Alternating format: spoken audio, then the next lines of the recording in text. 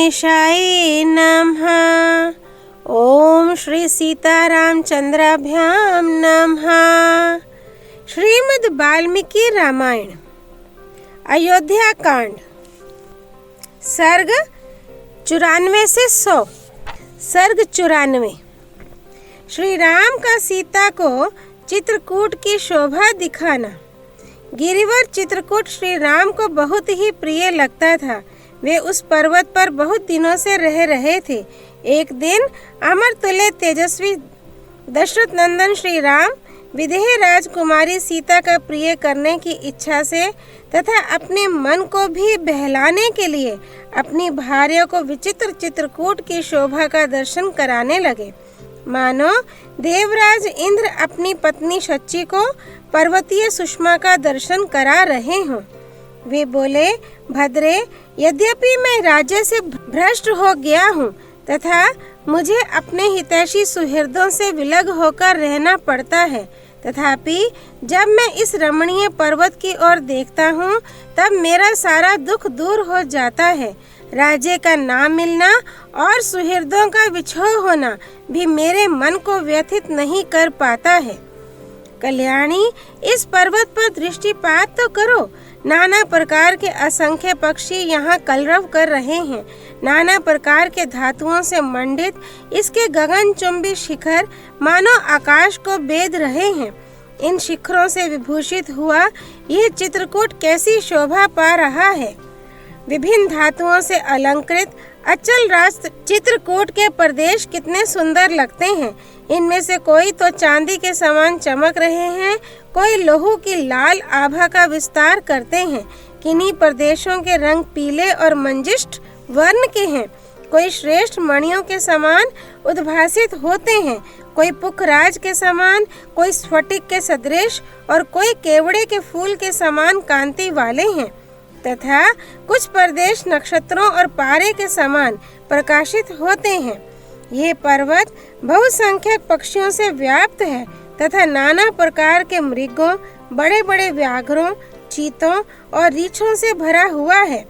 वे व्याघ्र आदि हिंसक जंतु अपने दुष्ट भाव का परित्याग करके यहाँ रहते हैं और इस पर्वत की शोभा बढ़ाते हैं।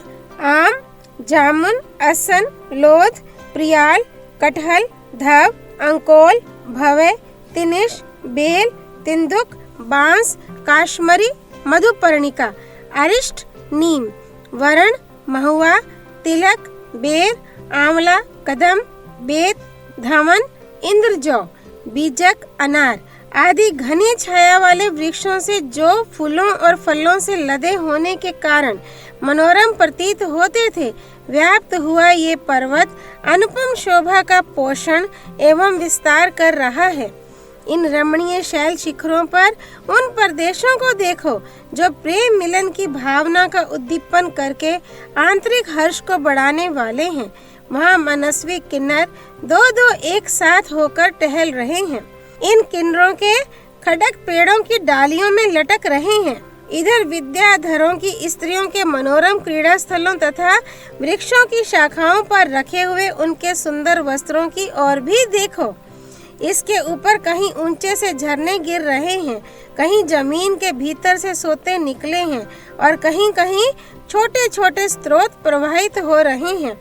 इन सब के द्वारा यह पर्वत मद की धारा बहाने वाले हाथी के समान शोभा पाता है।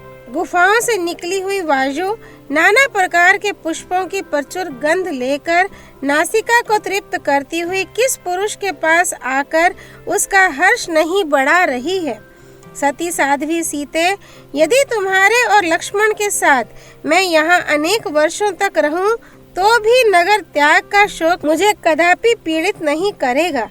भामिनी, बहुत तेरे फूलों और फलों से युक्त तथा नाना प्रकार के पक्षियों से सेवित इस विचित्र शिखर वाले रमणीय पर्वत पर मेरा मन बहुत लगता है।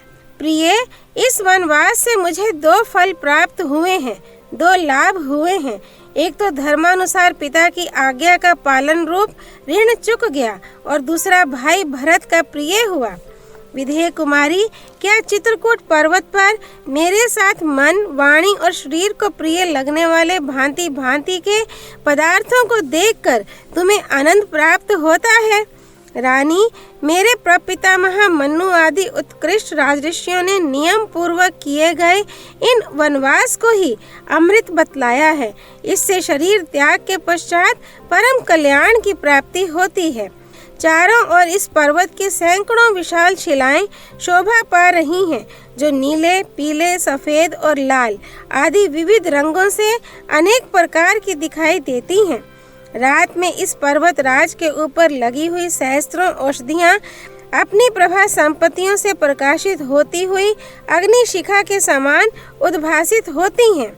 भामिनी, इस पर्वत के कई स्थान घर की भांति दिखाई देते हैं, क्योंकि वे वृक्षों की घनी छाया से आच्छादित हैं, और कई स्थान चंपा, मालती आदि फूलों की अधिकता के कारण उद्यान के साथ सुशोभित होते हैं, तथा कितने ही स्थान ऐसे हैं जहां बहुत दूर तक एक ही शिला फैली हुई है।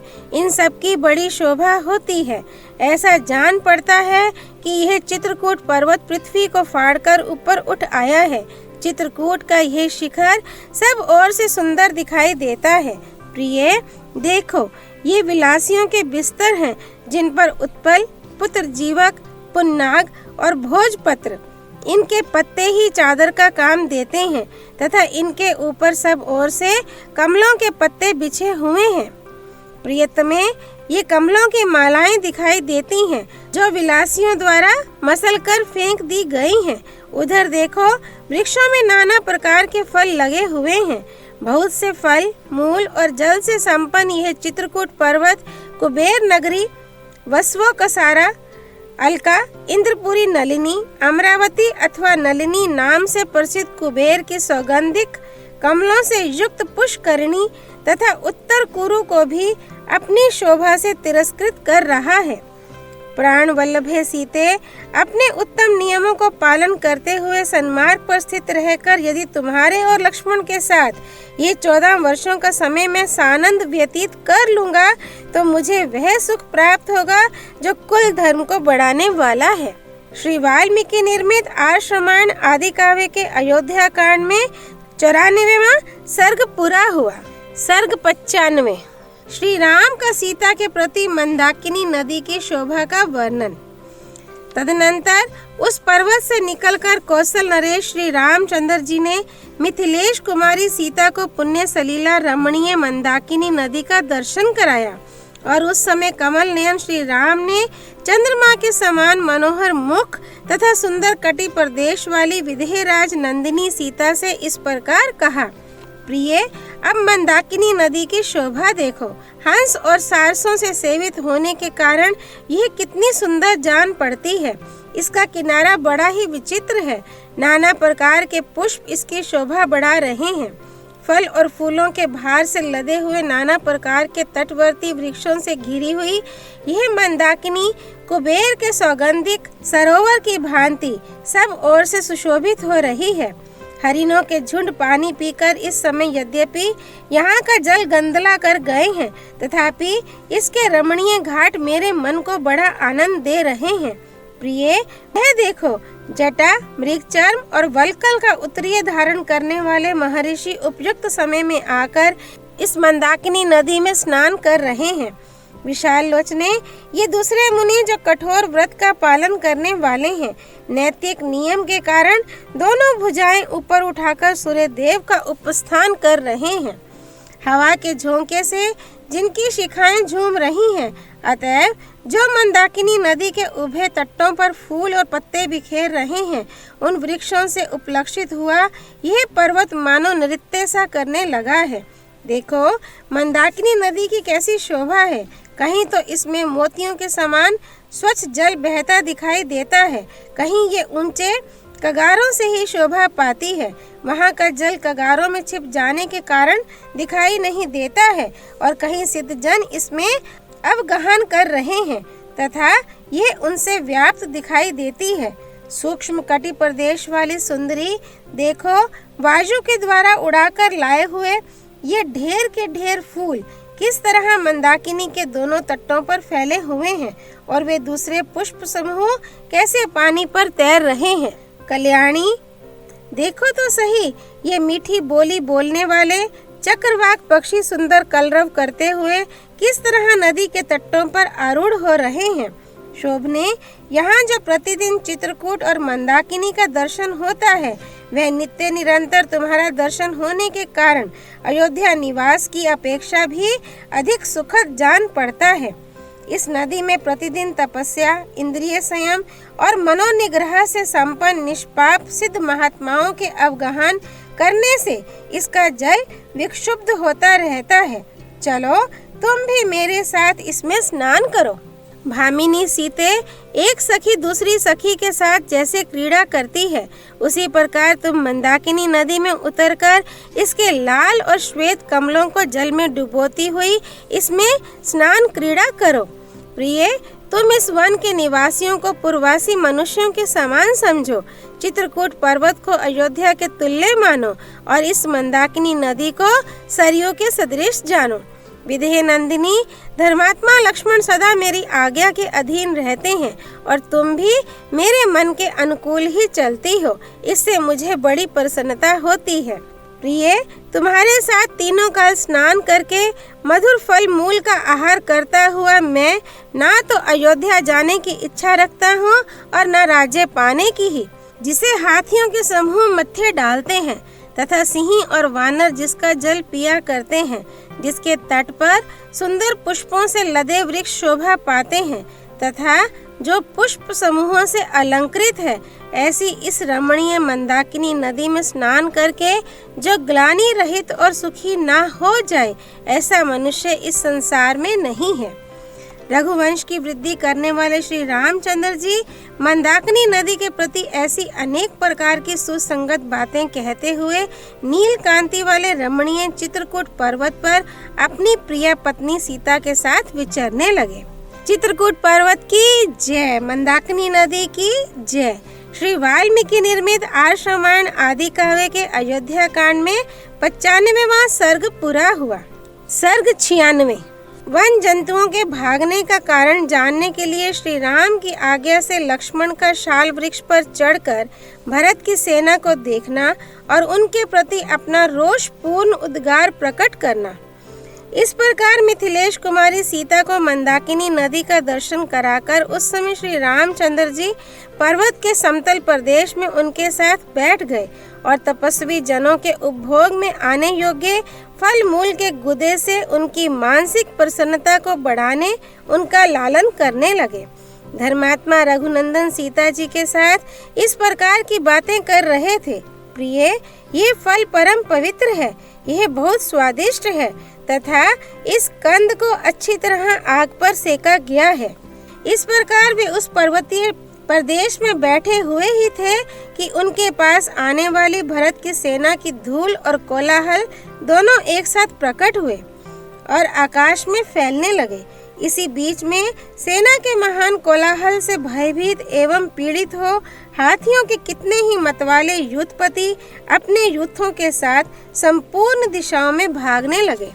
श्री रामचंद्र जी ने सेना से प्रकट हुए उस महान कोलाहल को सुना तथा भागे जाते हुए उन समस्त युद्धपतियों को भी देखा। उन भागे हुए हाथियों को देखकर और उस महाभयंकर शब्द को सुनकर श्री रामचंद्र जी उद्दीप्त तेज वाले सुमित्रा कुमार लक्ष्मण से बोले, लक्ष्मण, इस जगत में तुमसे ही माता सुमित्रा श्रेष्ठ पुत्र वाली हुई हैं। देखो तो सही, ये भयंकर गर्जना के साथ कैसा गंभीर तुमुल नाद सुनाई देता है। सुमित्रा नंदन, पता तो लगाओ, इस विशाल वन में ये जो हाथियों के झुंड अथवा भैंसे या मृग जो सहसा संपूर्ण दिशाओं की ओर भाग चले हैं, इसका क्या कारण है? इन्हें सिंहों ने तो नहीं डरा दिया है अथवा कोई राजा या राजकुमार इस वन में आकर शिकार तो नहीं खेल रहा है या दूसरा कोई हिंसक जंतु तो नहीं प्रकट हो गया है। लक्ष्मण, इस पर्वत पर अपरिचित पक्षियों का आना जाना भी अत्यंत कठिन है। फिर यहाँ किसी हिंसक जंतु व राजा का आक्रमण कैसे संभव है? अतः इन सारी बातों की ठीक ठीक जानकारी प्राप्त करो। भगवान श्री राम की आज्ञा पाकर लक्ष्मण तुरंत ही फूलों से भरे हुए एक शाल वृक्ष पर चढ़ गए और संपूर्ण दिशाओं की ओर देखते हुए उन्होंने पूर्व दिशा की ओर दृष्टिपात किया। तत्पश्चात उत्तर की ओर मुंह करके देखने पर उन्हें एक विशाल सेना दिखाई दी, जो हाथी, घोड़े और रथों से परिपूर्ण तथा प्रयत्नशील पैदल सैनिकों से संयुक्त थी। घोड़ों और रथों से भरी हुई तथा रथ की ध्वजा से विभूषित उस सेना की सूचना उन्होंने श्री रामचंद्र जी को दी और यह बात कही, अरे अब आप आग बुझा दें, अन्यथा धुआं देखकर ये सेना यहीं चली आएगी। देवी सीता गुफा में जा बैठें, आप अपने धनुष पर प्रत्यंचा चढ़ा लें और बाण तथा कवच धारण कर लें। ये सुनकर पुरुष सिंह श्री राम ने लक्ष्मण से कहा, प्रिय सुमित्रा कुमार, अच्छी तरह देखो तो सही, तुम्हारी समझ में ये किसकी सेना हो सकती है। श्री राम के ऐसा कहने पर लक्ष्मण रोष से प्रज्वलित हुए अग्निदेव की भांति उस सेना की ओर इस तरह देखने लगे मानो उसे जलाकर भस्म कर देना चाहते हों, और इस प्रकार बोले, भैया निश्चय ही यह कैकेयी का पुत्र भरत है, जो अयोध्या में अभिषिक्त होकर अपने राज्य को निष्कंटक बनाने की इच्छा से हम दोनों को मार डालने के लिए यहाँ आ रहा है। सामने की ओर यह जो बहुत बड़ा शोभा संपन्न वृक्ष दिखाई देता है, उसके समीप जो रथ है उस पर उज्जवल तने से युक्त कोविदार वृक्ष से चिन्हित ध्वज शोभा पा रहा है। ये घुड़सवार सैनिक इच्छानुसार शीघ्रगामी घोड़ों पर आरूढ़ हो इधर ही आ रहे हैं, और ये हाथी सवार भी बड़े हर्ष से हाथियों पर चढ़कर आते हुए प्रकाशित हो रहे हैं। वीर, हम दोनों को धनुष लेकर पर्वत के शिखर पर चलना चाहिए, अथवा कवच बांधकर अस्त्र शस्त्र धारण किए यहीं डटे रहना चाहिए।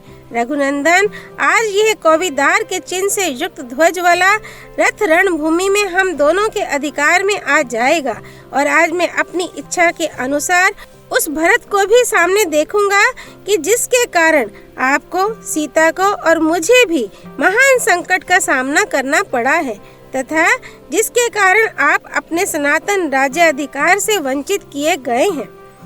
वीर रघुनाथ जी, ये भरत हमारा शत्रु है और सामने आ गया है, अतः वध के ही योग्य है।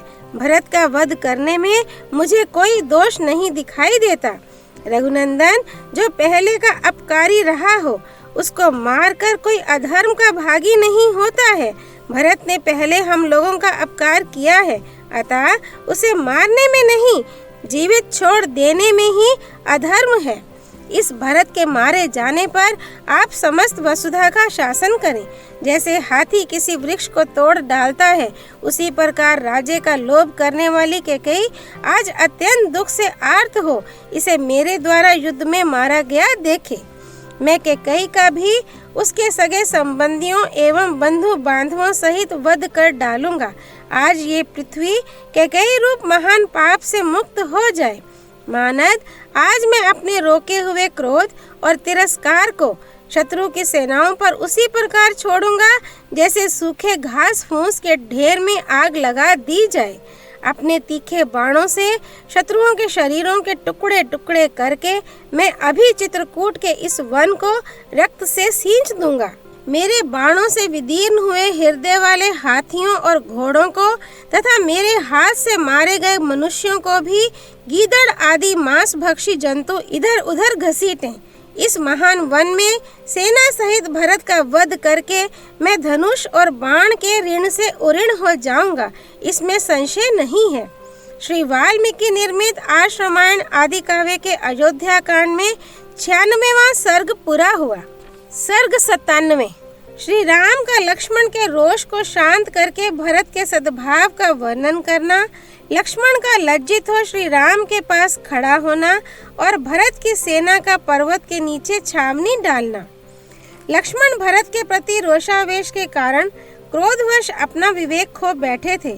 उस अवस्था में श्री राम ने उन्हें समझा बुझाकर शांत किया और इस प्रकार कहा, लक्ष्मण, महाबली और महान उत्साही भरत जब स्वयं यहाँ आ गए हैं, तब इस समय यहाँ धनुष अथवा ढाल तलवार से क्या काम है।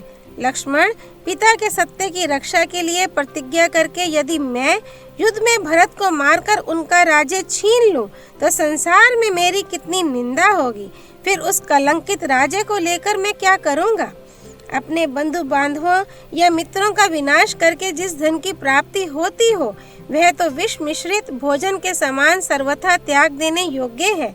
उसे मैं कदापि ग्रहण नहीं करूंगा। लक्ष्मण, मैं तुमसे प्रतिज्ञा पूर्वक कहता हूँ कि धर्म, अर्थ, काम और पृथ्वी का राज्य भी मैं तुम्ही लोगों के लिए चाहता हूँ। सुमित्रा कुमार, मैं भाइयों के संग्रह और सुख के लिए ही राज्य की भी इच्छा करता हूँ, और इस बात की सच्चाई के लिए मैं अपना धनुष छूकर शपथ खाता हूँ। सौम्य लक्ष्मण, समुद्र से घिरी हुई यह पृथ्वी मेरे लिए दुर्लभ नहीं है, परंतु मैं अधर्म से इंद्र का पद पाने की भी इच्छा नहीं कर सकता। मानद, भरत को, तुमको और शत्रुघ्न को छोड़कर यदि मुझे कोई सुख मिलता हो तो उसे अग्निदेव जलाकर भस्म कर डाले। वीर पुरुष परवर, भरत बड़े भ्रातृ भक्त हैं। वे मुझे प्राणों से भी बढ़कर प्रिय हैं।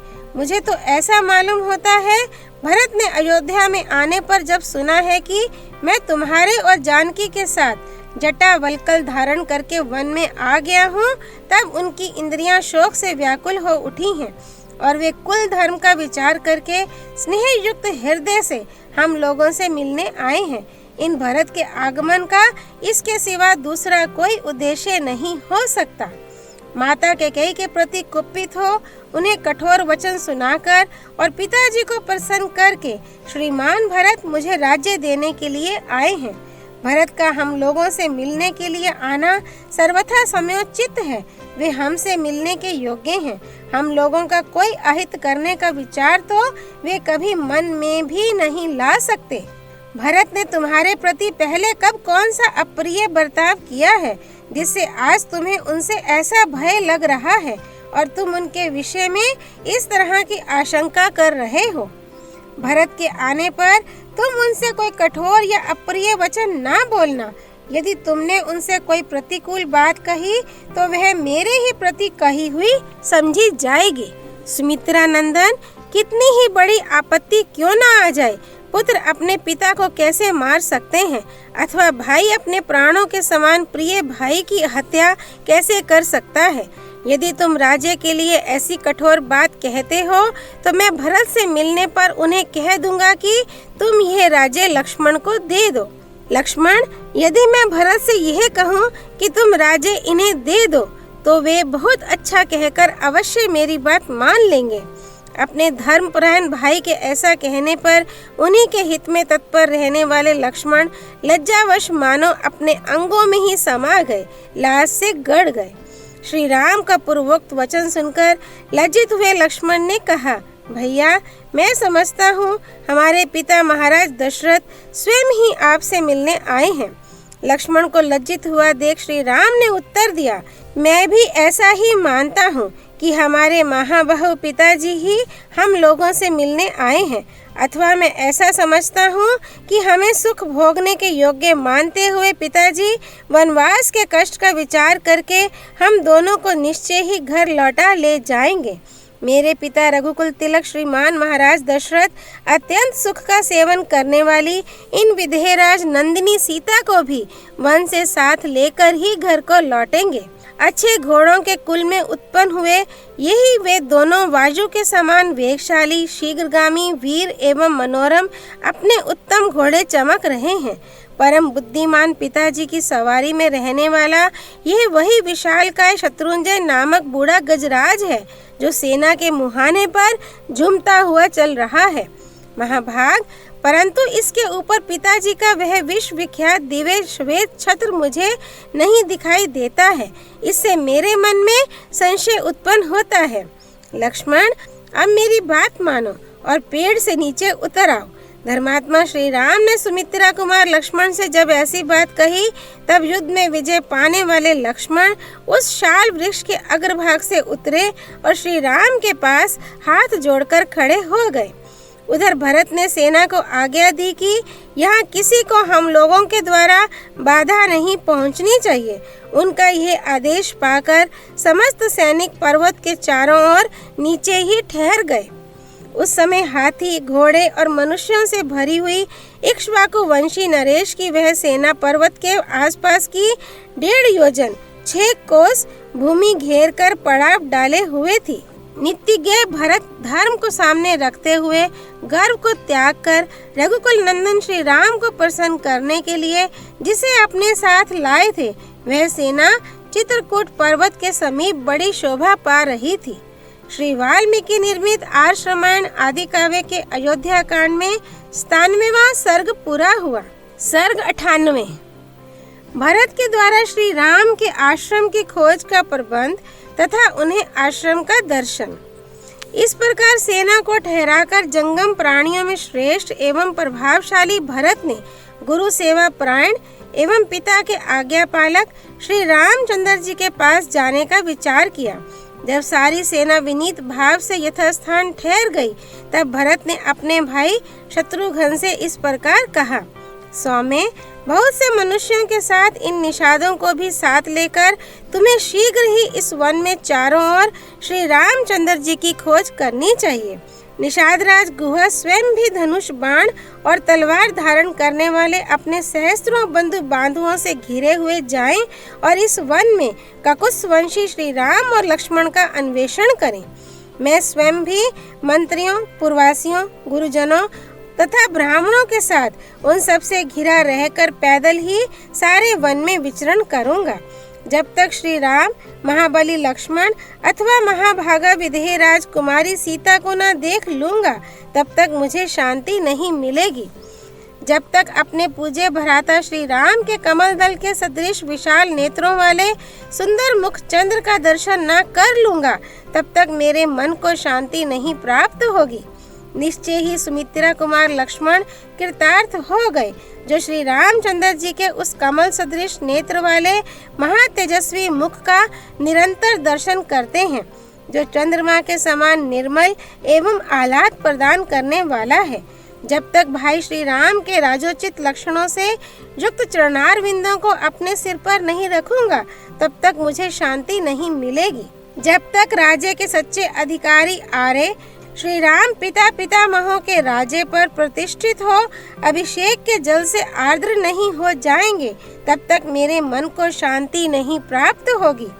जो समुद्र पर्यंत पृथ्वी के स्वामी अपने पतिदेव श्री रामचंद्र जी का अनुसरण करती हैं, वे जनक किशोरी विदेहराज नंदिनी महाभागा सीता अपने इस सत्कर्म से कृतार्थ हो गईं।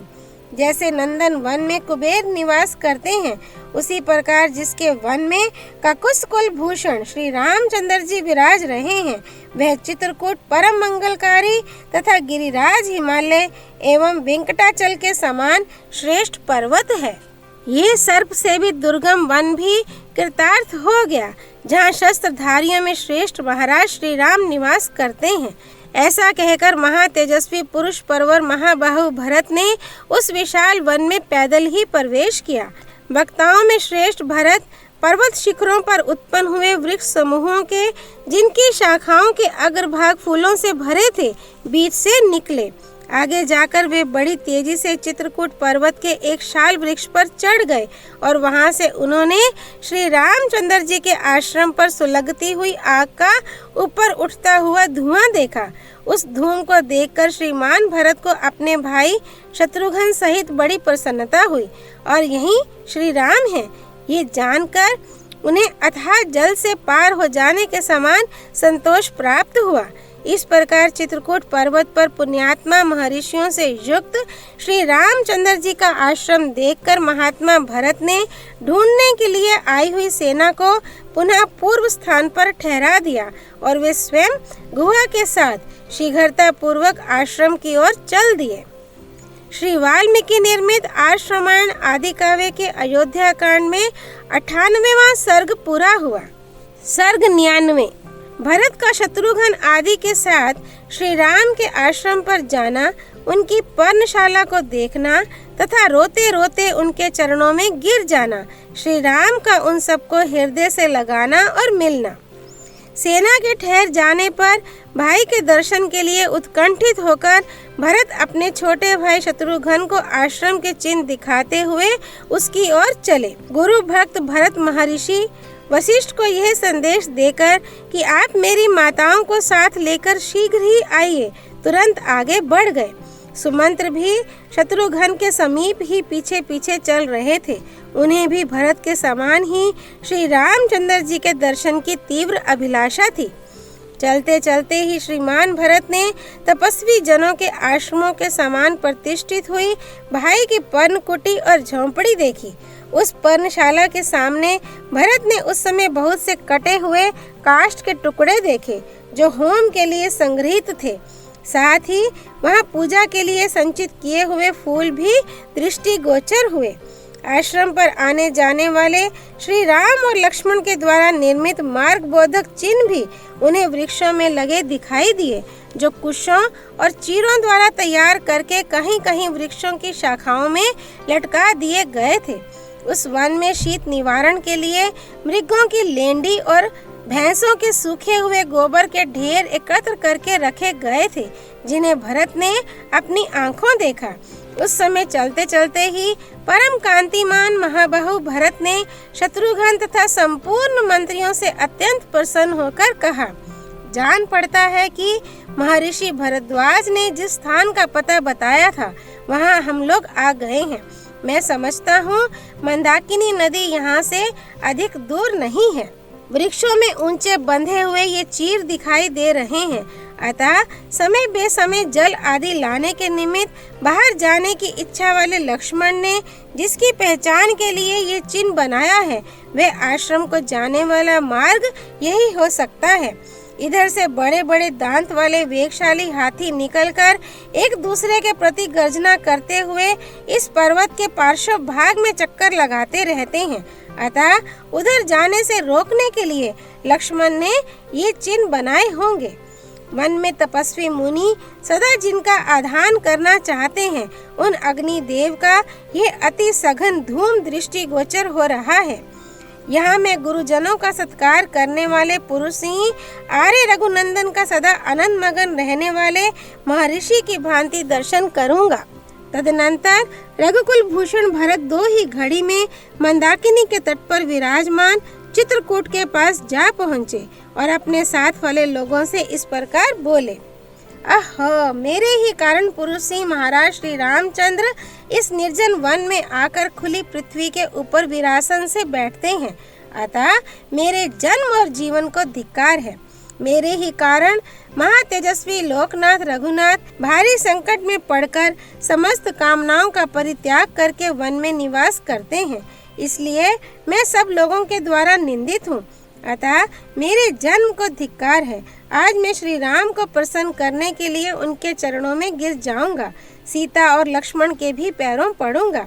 इस तरह विलाप करते हुए दशरथ कुमार भरत ने उस वन में एक बड़ी पर्णशाला देखी जो परम पवित्र और मनोरम थी। वह शाल, ताल और अश्वकर्ण नामक वृक्षों के बहुत से पत्तों द्वारा छाई हुई थी, अतः यज्ञशाला में जिस पर कोमल कुश बिछाए गए हों उस लंबी चौड़ी वेदी के समान शोभा पा रही थी। वहां इंद्रधनुष के समान बहुत से धनुष रखे गए थे जो गुरुतर कार्य साधन में समर्थ थे, जिनके पृष्ठभाग सोने से मढ़े गए थे और जो बहुत ही प्रबल तथा शत्रुओं को पीड़ा देने वाले थे।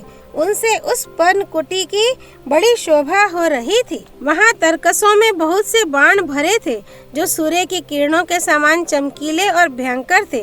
उन बाणों से वह पर्णशाला उसी प्रकार सुशोभित होती थी जैसे दीप्तिमान मुख वाले सर्पों से भोगवती पूरी शोभित होती है। सोने की मयानों में रखी हुई दो तलवारें और स्वर्णमय बिंदुओं से विभूषित दो विचित्र ढालें भी उस आश्रम की शोभा बढ़ा रही थीं। वहां गोह के चमड़े के बने हुए बहुत से सुवर्ण जटित दस्ताने भी टंगे हुए थे। जैसे मृग सिंह की गुफा पर आक्रमण नहीं कर सकते, उसी प्रकार वह पर्णशाला शत्रु समूहों के लिए अगम्य एवं अजय थी। श्री राम के उस निवास स्थान में भरत ने एक पवित्र एवं विशाल वेदी भी देखी जो ईशान कोण की ओर कुछ नीची थी। उस पर अग्नि प्रज्वलित हो रही थी। पर्णशाला की ओर थोड़ी देर तक देखकर भरत ने कुटिया में बैठे हुए अपने पूजनीय भ्राता श्री राम को देखा, जो सिर पर जटा मंडल धारण किए हुए थे। उन्होंने अपने अंगों में कृष्ण मृग चर्म तथा चीर एवं वल्कल वस्त्र धारण कर रखे थे। भरत को दिखाई दिया कि श्री राम पास ही बैठे हैं और प्रज्वलित अग्नि के समान अपनी दिव्य प्रभा फैला रहे हैं। समुद्र पर्यंत पृथ्वी के स्वामी धर्मात्मा महाबाहु श्री राम सनातन ब्रह्मा की भांति कुश बिछी हुई वेदी पर बैठे थे। उनके कंधे सिंह के समान, भुजाएं बड़ी बड़ी और नेत्र प्रफुल्ल कमल के समान थे। उस वेदी पर वे सीता और लक्ष्मण के साथ विराजमान थे। उन्हें इस अवस्था में देख धर्मात्मा श्रीमान कैकेयी कुमार भरत शोक और मोह में डूब गए तथा बड़े वेग से उनकी ओर दौड़े। भाई की ओर दृष्टि पड़ते ही भरत आर्त भाव से विलाप करने लगे। वे अपने शोक के आवेग को धैर्य से रोक ना सके और आंसू बहाते हुए गदगद वाणी में बोले, हाय, जो राजसभा में बैठकर प्रजा और मंत्री वर्ग के द्वारा सेवा तथा सम्मान पाने के योग्य हैं, वे ही ये मेरे बड़े भ्राता श्री राम यहाँ जंगली पशुओं से घिरे हुए बैठे हैं। जो महात्मा पहले कई सहस्त्र वस्त्रों का उपयोग करते थे, वे अब धर्माचरण करते हुए यहाँ केवल 2 मृग चर्म धारण करते हैं। जो सदा नाना प्रकार के विचित्र फूलों को अपने सिर पर धारण करते थे, वे ही ये श्री रघुनाथ जी इस समय इस जटा भार को कैसे सहन करते हैं। जिनके लिए शास्त्रोक्त यज्ञों के अनुष्ठान द्वारा धर्म का संग्रह करना उचित है, वे इस समय शरीर को कष्ट देने से प्राप्त होने वाले धर्म का अनुसंधान कर रहे हैं।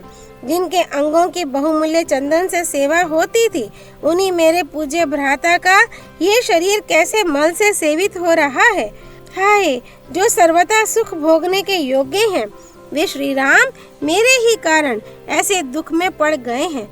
ओहो, मैं कितना क्रूर हूँ, मेरे इस लोक निंदित जीवन को धिक्कार है। इस प्रकार विलाप करते करते भरत अत्यंत दुखी हो गए। उनके मुखार विंद पर पसीने की बूंदें दिखाई देने लगी। वे श्री रामचंद्र जी के चरणों तक पहुँचने के पहले ही पृथ्वी पर गिर पड़े। अत्यंत दुख से संतप्त होकर महाबली राजकुमार भरत ने एक बार दीन वाणी में आरे कहकर पुकारा, फिर वे कुछ न बोल सके। आंसुओं से उनका गला रुंध गया था। यशस्वी श्री राम की ओर देख वे हारे कहकर चीख उठे। इससे आगे उनसे कुछ बोला ना जा सका। फिर शत्रुघ्न ने भी रोते रोते श्री राम के चरणों में प्रणाम किया। श्री राम ने उन दोनों को उठाकर छाती से लगा लिया। फिर वे भी नेत्रों से आंसुओं की धारा बहाने लगे। तत्पश्चात राजकुमार श्री राम तथा लक्ष्मण उस वन में सुमंत्र और निषादराज गुहा से मिले, मानो आकाश में सूर्य और चंद्रमा शुक्र और बृहस्पति से मिल रहे हों। युद्धपति गजराज पर बैठकर यात्रा करने योग्य उन चारों राजकुमारों को उस विशाल वन में आया देख समस्त वनवासी हर्ष छोड़कर शोक के आंसू बहाने लगे। श्री वाल्मीकि निर्मित आश्रमायण आदि काव्य के अयोध्या कांड में 99वां सर्ग पूरा हुआ। सर्ग 100। श्री राम का भरत को कुशल प्रश्न के बहाने राजनीति का उपदेश करना। जटा और चीर वस्त्र धारण किए भरत हाथ जोड़कर पृथ्वी पर पड़े थे, मानो परले काल में सूर्यदेव धरती पर गिर गए हों। उनको उस अवस्था में देखना किसी भी स्नेही सुहृद के लिए अत्यंत कठिन था। श्री राम ने उन्हें देखा और जैसे तैसे किसी तरह पहचाना। उनका मुख उदास हो गया था, वे बहुत दुर्बल हो गए थे। श्री राम ने भाई भरत को अपने हाथ से पकड़कर उठाया और उनका मस्तक सूंघ कर उन्हें हृदय से लगा लिया।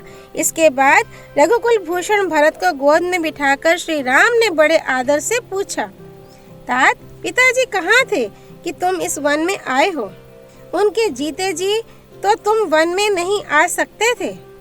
मैं दीर्घ काल के बाद दूर से नाना के घर से आए हुए भरत को आज इस वन में देख रहा हूँ, परंतु इनका शरीर बहुत दुर्बल हो गया है। तात, तुम क्यों वन में आए हो? भाई, महाराज जीवित है ना? कहीं ऐसा तो नहीं हुआ कि वे अत्यंत दुखी होकर सहसा परलोकवासी हो गए हों और इसीलिए तुम्हें स्वयं यहाँ आना पड़ा हो? सौम्य, तुम अभी बालक हो, इसलिए परंपरा से चला आता हुआ तुम्हारा राज्य नष्ट तो नहीं हो गया? सत्य पराक्रमी तात भरत, तुम पिताजी की सेवा शुश्रूषा तो करते हो ना? जो धर्म पर अटल रहने वाले हैं तथा जिन्होंने राजस्व एवं अश्वमेध यज्ञों का अनुष्ठान किया है, वे सत्य प्रतिज्ञ महाराज दशरथ सकुशल तो है ना? तात, क्या तुम सदा धर्म में तत्पर रहने वाले विद्वान ब्रह्मवेता और इक्ष्वाकु कुल के आचार्य महातेजस्वी वशिष्ठ जी की यथावत पूजा करते हो? भाई, क्या माता कौशल्या सुख से हैं? उत्तम संतान वाली सुमित्रा प्रसन्न है और आर्या के कई देवी भी आनंदित हैं। जो उत्तम कुल में उत्पन्न, विनय संपन्न, बहुश्रुत, किसी के दोष ना देखने वाले तथा शास्त्रोक्त धर्मों पर निरंतर दृष्टि रखने वाले हैं, उन पुरोहित जी का तुमने पूर्णतः सत्कार किया है। हवन विधि के ज्ञाता, बुद्धिमान और सरल स्वभाव वाले जिन ब्राह्मण देवता को तुमने अग्निहोत्र कार्य के लिए नियुक्त किया है, वे सदा ठीक समय पर आकर क्या तुम्हें ये सूचित करते हैं कि इस समय अग्नि में आहुति दे दी गई और अब अमुक समय में हवन करना है? तात, क्या तुम देवताओं, पितरों, भृत्यों, गुरुजनों, पिता के समान आदरणीय वृद्धों, वैद्यों और ब्राह्मणों का सम्मान करते हो? भाई, जो मंत्र रहित श्रेष्ठ बाणों के प्रयोग तथा मंत्र सहित उत्तम अस्त्रों के प्रयोग के ज्ञान से संपन्न और अर्थशास्त्र, राजनीति के अच्छे पंडित हैं, उन आचार्य सुधन्वा का क्या तुम समादर करते हो? तात, क्या तुमने अपने ही समान शूरवीर, शास्त्रज्ञ, जितेंद्रिय, कुलीन तथा बाहरी चेष्टाओं से ही मन की बात समझ लेने वाले सुयोग्य व्यक्तियों को ही मंत्री बनाया है? रघुनंदन, अच्छी मंत्रणा ही राजाओं की विजय का मूल कारण है। वह भी तभी सफल होती है जब नीति शास्त्र निपुण मंत्री शिरोमणि अमात्य उसे सर्वथा गुप्त रखें। भरत, तुम असमय में ही निंद्रा के वशीभूत तो नहीं होते, समय पर जाग जाते हो ना? रात के पिछले पहर में अर्थ सिद्धि के उपाय पर विचार करते हो ना? कोई भी गुप्त मंत्रणा 2 से 4 कानों तक ही गुप्त रहती है, 6 कानों में जाते ही वह फूट जाती है। अतः मैं पूछता हूँ, तुम किसी गूढ़ विषय पर अकेले ही तो विचार नहीं करते, अथवा बहुत लोगों के साथ बैठकर तो मंत्रणा नहीं करते? कहीं ऐसा तो नहीं होता कि तुम्हारी निश्चित की हुई गुप्त मंत्रणा फूटकर शत्रु के राज्य तक फैल जाती हो? रघुनंदन, जिसका साधन बहुत छोटा और फल बहुत बड़ा हो, ऐसे कार्य का निश्चय करने के बाद तुम उसे शीघ्र प्रारंभ कर देते हो ना? उसमें विलंब तो नहीं करते? तुम्हारे सब कार्य पूर्ण हो जाने पर अथवा पूरे होने के समीप पहुंचने पर ही दूसरे राजाओं को ज्ञात होते हैं ना? कहीं ऐसा तो नहीं होता कि तुम्हारे भावी कार्यक्रम को वे पहले ही जान लेते हों? तात, तुम्हारे निश्चित किए हुए विचारों को तुम्हारे या मंत्रियों के प्रकट ना करने पर भी दूसरे लोग तर्क और युक्तियों के द्वारा जान तो नहीं लेते हैं, तथा तुमको और तुम्हारे अमात्यों को दूसरों के गुप्त विचारों का पता लगता रहता है ना? क्या तुम सहस्त्रों मूर्खों के बदले एक पंडित को ही अपने पास रखने की इच्छा रखते हो, क्योंकि विद्वान पुरुष ही अर्थ संकट के समय महान कल्याण कर सकता है? यदि राजा 1000 या 10,000 मूर्खों को अपने पास रख ले तो भी उनसे अवसर पर कोई अच्छी सहायता नहीं मिलती। यदि एक मंत्री भी मेधावी, शूरवीर, चतुर एवं नीतिज्ञ हो तो वह राजा या राजकुमार को बहुत बड़ी संपत्ति की प्राप्ति करा सकता है। तात, तुमने प्रधान व्यक्तियों को प्रधान, मध्यम श्रेणी के मनुष्यों को मध्यम और छोटी श्रेणी के लोगों को छोटे ही कामों में नियुक्त किया है ना? जो घूस ना लेते हों अथवा निश्चल हों, बाप दादों के समय से ही काम करते आ रहे हों तथा बाहर भीतर से पवित्र एवं श्रेष्ठ हों, ऐसे अमात्यों को ही तुम उत्तम कार्यों में नियुक्त करते हो ना? कैकेयी कुमार, तुम्हारे राज्य की प्रजा कठोर दंड से अत्यंत उद्विग्न होकर तुम्हारे मंत्रियों का तिरस्कार तो नहीं करती? जैसे पवित्र याजक पतित यजमान का तथा स्त्रियां कामचारी पुरुष का तिरस्कार कर देती हैं, उसी प्रकार प्रजा कठोरता पूर्वक अधिक कर लेने के कारण तुम्हारा अनादर तो नहीं करती? जो साम दाम आदि उपायों के प्रयोग में कुशल, राजनीति शास्त्र का विद्वान, विश्वासी, भृत्यों को फोड़ने में लगा हुआ, शूर, मरने से न डरने वाला तथा राजा के राज्य को हड़प लेने की इच्छा रखने वाला है। ऐसे पुरुष को जो राजा नहीं मार डालता है, वह स्वयं उसके हाथ से मारा जाता है। क्या तुमने सदा संतुष्ट रहने वाले, शूरवीर, धैर्यवान, बुद्धिमान, पवित्र, कुलीन एवं अपने में अनुराग रखने वाले रण कर्म दक्ष पुरुष को ही सेनापति बनाया है? तुम्हारे प्रधान योद्धा, सेनापति, बलवान, युद्ध कुशल और पराक्रमी तो है ना? क्या तुमने उनके शौर्य की परीक्षा कर ली है तथा क्या वे तुम्हारे द्वारा सत्कार पूर्वक सम्मान पाते रहते हैं?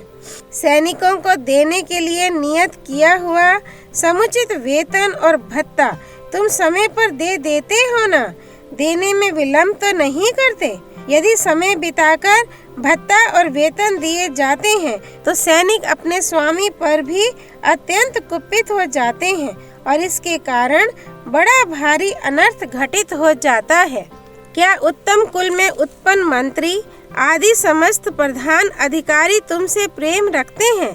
क्या वे तुम्हारे लिए एकचित्त होकर अपने प्राणों का त्याग करने के लिए उद्यत रहते हैं? भरत, तुमने जिसे राजदूत के पद पर नियुक्त किया है, वह पुरुष अपने ही देश का निवासी, विद्वान, कुशल, प्रतिभाशाली और जैसा कहा जाए वैसी ही बात दूसरे के सामने कहने वाला और सद्विवेक युक्त है ना? क्या तुम शत्रु पक्ष के 18 और अपने पक्ष के 15 तीर्थों की 3-3 अज्ञात गुप्तचरों द्वारा देखभाल या जांच पड़ताल करते रहते हो? शत्रुसूदन, जिन शत्रुओं को तुमने राज्य से निकाल दिया है, वे यदि फिर लौटकर आते हैं तो तुम उन्हें दुर्बल समझकर उनकी उपेक्षा तो नहीं करते? तात, तुम कभी नास्तिक ब्राह्मणों का संग तो नहीं करते हो, क्योंकि वे बुद्धि को परमार्थ की ओर से विचलित करने में कुशल होते हैं तथा वास्तव में अज्ञानी होते हुए भी अपने को बहुत बड़ा पंडित मानते हैं। उनका ज्ञान वेद के विरुद्ध होने के कारण दूषित होता है और वे प्रमाणभूत प्रधान धर्म शास्त्रों के होते हुए भी तार्किक बुद्धि का आश्रय लेकर व्यर्थ बकवाद किया करते हैं। तात, अयोध्या हमारे वीर पूर्वजों की निवास भूमि है। उसका जैसा नाम है वैसा ही गुण है। उसके दरवाजे सब ओर से सुदृढ़ हैं। वह हाथी, घोड़े और रथों से परिपूर्ण है। अपने अपने कर्मों में लगे हुए ब्राह्मण, क्षत्रिय और वैश्य सहस्त्रों की संख्या में वहाँ सदा निवास करते हैं। वे सब के सब महान, उत्साही, जितेंद्रिय और श्रेष्ठ हैं। नाना प्रकार के राजभवन और मंदिर उसकी शोभा बढ़ाते हैं। वह नगरी बहुसंख्यक विद्वानों से भरी है। ऐसी अभ्युदयशील और समृद्धिशालिनी नगरी अयोध्या की तुम भली भांति रक्षा तो करते हो ना?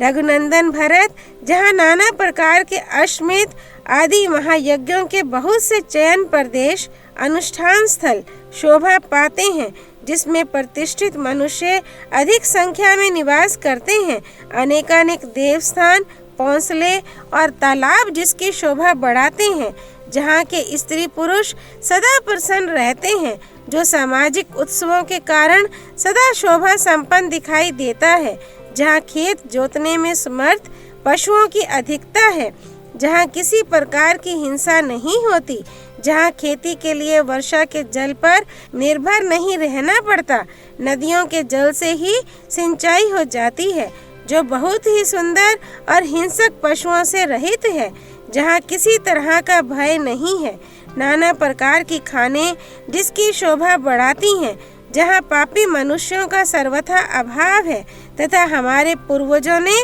जिसकी भली भांति रक्षा की है, वह अपना कौशल देश धन धान्य से संपन्न और सुख पूर्वक बसा हुआ है ना? तात, कृषि और गोरक्षा से आजीविका चलाने वाले सभी वैश्य तुम्हारे प्रीति पात्र हैं ना? क्योंकि कृषि और व्यापार आदि में संलग्न रहने पर ही ये लोक सुखी एवं उन्नतिशील होता है। उन वैश्यों को इष्ट की प्राप्ति कराकर और उनके अनिष्ट का निवारण करके तुम उन सब लोगों का भरण पोषण तो करते हो ना, क्योंकि राजा को अपने राज्य में निवास करने वाले सब लोगों का धर्मानुसार पालन करना चाहिए। क्या तुम अपनी स्त्रियों को संतुष्ट रखते हो? क्या वे तुम्हारे द्वारा भली भांति सुरक्षित रहती हैं? तुम उन पर अधिक विश्वास तो नहीं करते? उन्हें अपनी गुप्त बात तो नहीं कह देते?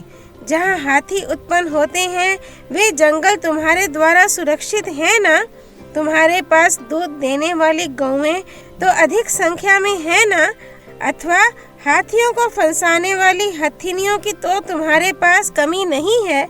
तुम्हें हथिनियों, घोड़ों और हाथियों के संग्रह से कभी तृप्ति तो नहीं होती?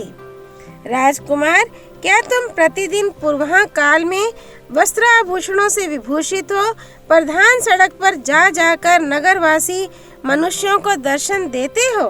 काम काज में लगे हुए सभी मनुष्य निडर होकर तुम्हारे सामने तो नहीं आते, अथवा वे सब सदा तुमसे दूर तो नहीं रहते, क्योंकि कर्मचारियों के विषय में मध्यम स्थिति का अवलंबन करना ही अर्थ सिद्धि का कारण होता है।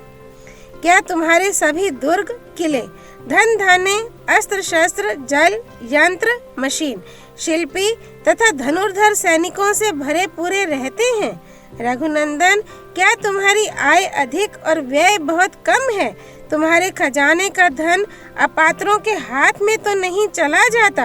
देवता, पितर, ब्राह्मण, अभ्यागत, योद्धा तथा मित्रों के लिए ही तो तुम्हारा धन खर्च होता है ना? कभी ऐसा तो नहीं होता कि कोई मनुष्य किसी श्रेष्ठ, निर्दोष और शुद्धात्मा पुरुष पर भी दोष लगा दे तथा शास्त्र ज्ञान में कुशल विद्वानों द्वारा उसके विषय में विचार कराए बिना ही लोभवश उसे आर्थिक दंड दे दिया जाता हो?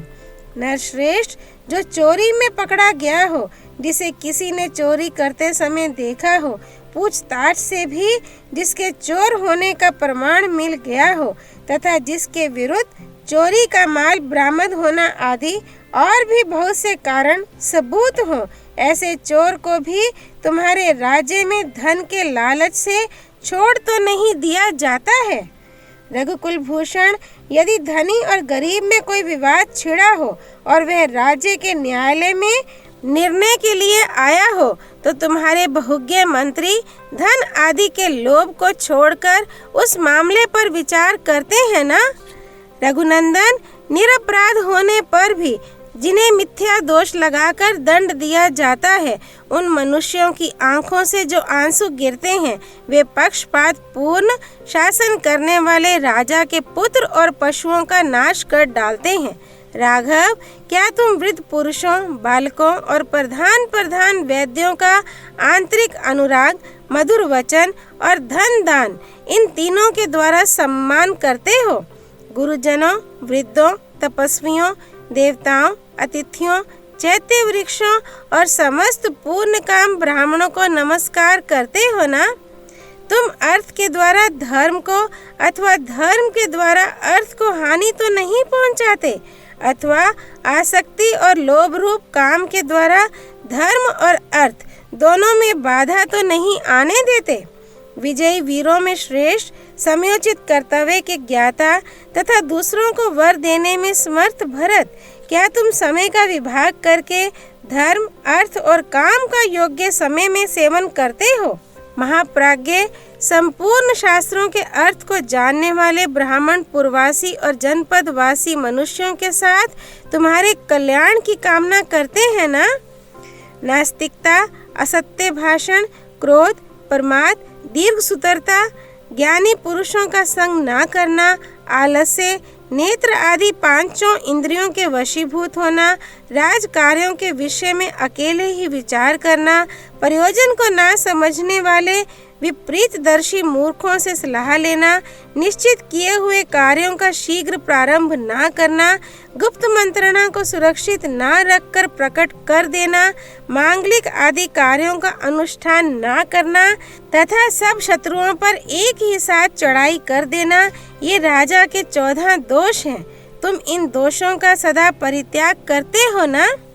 महाप्राज्ञ भरत, दशवर्ग, पंचवर्ग, चतुर्वर्ग, सप्तवर्ग, अष्टवर्ग, त्रिवर्ग, 3 विद्या, बुद्धि के द्वारा इंद्रियों को जीतना, 6 गुण, दैवी और मानुषी बाधाएं, राजा के नीति पूर्ण कार्य, 20 वर्ग, प्रकृति मंडल, यात्रा, शत्रु पर आक्रमण, दंड विधान, व्यूह रचना तथा 2 गुणों की योनिभूत संधि और विग्रह, इन सब की ओर तुम यथार्थ रूप से ध्यान देते हो ना? इनमें से त्यागने योग्य दोषों को त्याग कर ग्रहण करने योग्य गुणों को ग्रहण करते हो ना? विद्वान, क्या तुम नीति शास्त्र की आज्ञा के अनुसार 4 या 3 मंत्रियों के साथ सबको एकत्र करके अथवा सबसे अलग अलग मिलकर सलाह करते हो? क्या तुम वेदों की आज्ञा के अनुसार काम करके उन्हें सफल करते हो? क्या तुम्हारी क्रियाएं सफल उद्देश्य की सिद्धि करने वाली हैं? क्या तुम्हारी स्त्रियां भी सफल संतानवती हैं? और क्या तुम्हारा शास्त्र ज्ञान भी विनय आदि गुणों का उत्पादक होकर सफल हुआ है? रघुनंदन, मैंने जो कुछ कहा है तुम्हारी बुद्धि का भी ऐसा ही निश्चय है ना? क्योंकि यह विचार आयु और यश को बढ़ाने वाला तथा धर्म, काम और अर्थ की सिद्धि करने वाला है। हमारे पिताजी जिस वृत्ति का आश्रय लेते हैं, हमारे प्रपितामहों ने जिस आचरण का पालन किया है, सत्पुरुष भी जिसका सेवन करते हैं और जो कल्याण का मूल है उसी का तुम पालन करते हो ना? रघुनंदन, तुम स्वादिष्ट अन्न अकेले ही तो नहीं खा जाते, उसकी आशा रखने वाले मित्रों को भी देते हो ना? इस प्रकार धर्म के अनुसार दंड धारण करने वाला विद्वान राजा प्रजाओं का पालन करके समुची पृथ्वी को यथावत रूप से अपने अधिकार में कर लेता है तथा देह त्याग करने के पश्चात स्वर्ग लोक में जाता है। श्री वाल्मीकि निर्मित आर्ष रामायण आदि काव्य के अयोध्या कांड में 100वां सर्ग पूरा हुआ। सियापति रामचंद्र की जय। राम भक्त श्री हनुमान जी की जय। राम जन्मभूमि अयोध्यापुरी धाम की जय। सरयू नदी की जय। माँ गौरीपति देवों के देव भगवान शिव शंकर की जय। श्रीमद् वाल्मीकि रामायण की जय। महर्षि वाल्मीकि मुनि की जय। श्री हरि अर्पणमस्तु।